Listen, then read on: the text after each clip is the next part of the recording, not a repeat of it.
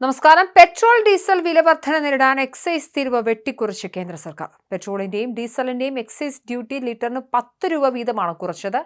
ഇതോടെ 1 ലിറ്റർ പെട്രോളിന്റെ നികുതി 3 രൂപയായി കുറഞ്ഞു. ഡീസലിന് നികുതിയില്ല.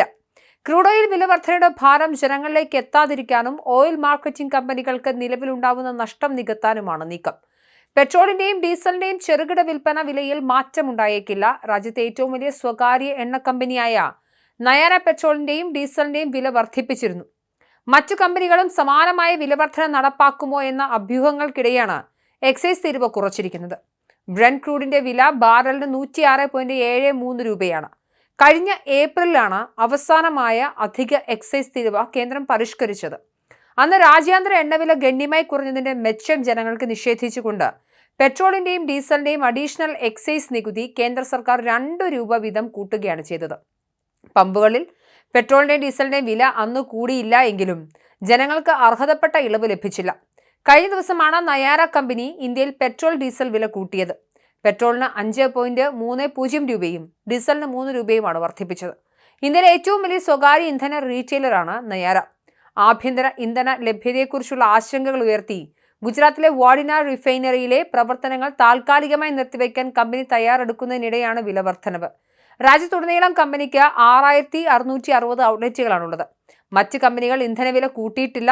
ഇറാൻ യുദ്ധത്തിന്റെ സാഹചര്യത്തിൽ അന്താരാഷ്ട്ര ബെഞ്ച് മാർക്കായ ബ്രന്റ് ക്രൂഡ് വില വ്യാഴാഴ്ച വീപ്പയ്ക്ക് $107.5 എത്തിയിരുന്നു. 10 വർഷത്തിനു ശേഷം ആദ്യമായി റഷ്യയുടെ ESPO ക്രൂഡ് വില വീപ്പയ്ക്ക് $100 മുകളിൽ എത്തിയതായും റിപ്പോർട്ടുണ്ട്.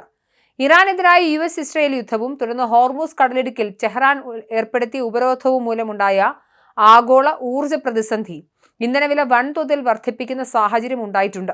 ഇറാനിൽ ട്രംപ് നടത്തിയ സമാധാന ശ്രമങ്ങൾ എങ്ങുമെത്താതെ വന്നതോടെയാണ് ക്രൂഡ് ഓയിൽ വില വീണ്ടും കയറിയത്.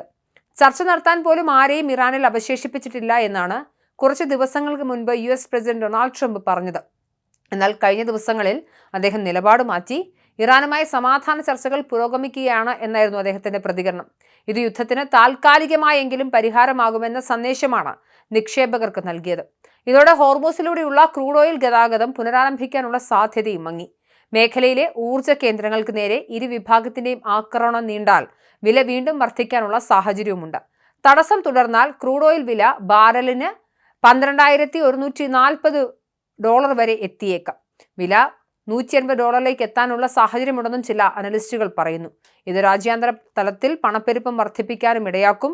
അതേസമയം ഹോർമൂസിലൂടെ പോകാൻ കപ്പലുകൾക്ക് വിലക്കേർപ്പെടുത്തിയിട്ടില്ലെന്ന് ഐക്യരാഷ്ട്ര സംഘടനയിലെ ഇറാനിയൻ പ്രതിനിധി ആവർത്തിച്ചു. ശത്രുരാജ്യങ്ങളുടെ അല്ലാത്ത കപ്പലുകൾക്ക് ഹോർമൂസിലൂടെ പോകാൻ തടസ്സമൊന്നുമില്ല. ഇറാനിയൻ അധികൃതരുമായി ഇക്കാര്യത്തിൽ ആശയവിനിമയം നടത്തേണ്ടത് അത്യാവശ്യമാണെന്നും അദ്ദേഹം പറഞ്ഞു. കപ്പലിലെ ജീവനക്കാർ ആരൊക്കെയാണ്, എന്ത് ചരക്കാണ് കൊണ്ടുപോകുന്നത്, എവിടേക്കാണ് തുടങ്ങിയ കാര്യങ്ങൾ ഇറാൻ സൈന്യത്തെ അറിയിക്കണമെന്നതാണ് വ്യവസ്ഥ. ഇതനുസരിക്കാതിരുന്ന കപ്പലിനെ ഹോർമൂസിൽ തടഞ്ഞതായും ഇറാൻ അധികൃതർ പറയുന്നുണ്ട്. India, Russia, China, Pakistan, Iraq തുടങ്ങിയ സൗഹൃദ രാജ്യങ്ങളുടെ കപ്പലുകൾക്ക് ഹോർമൂസ് വഴി പ്രവേശനം അനുവദിച്ചിട്ടുണ്ടെന്നും ഇറാൻ വിദേശകാര്യമന്ത്രി അബ്ബാസ് അരാഗ്ചിയും പറഞ്ഞിരുന്നു.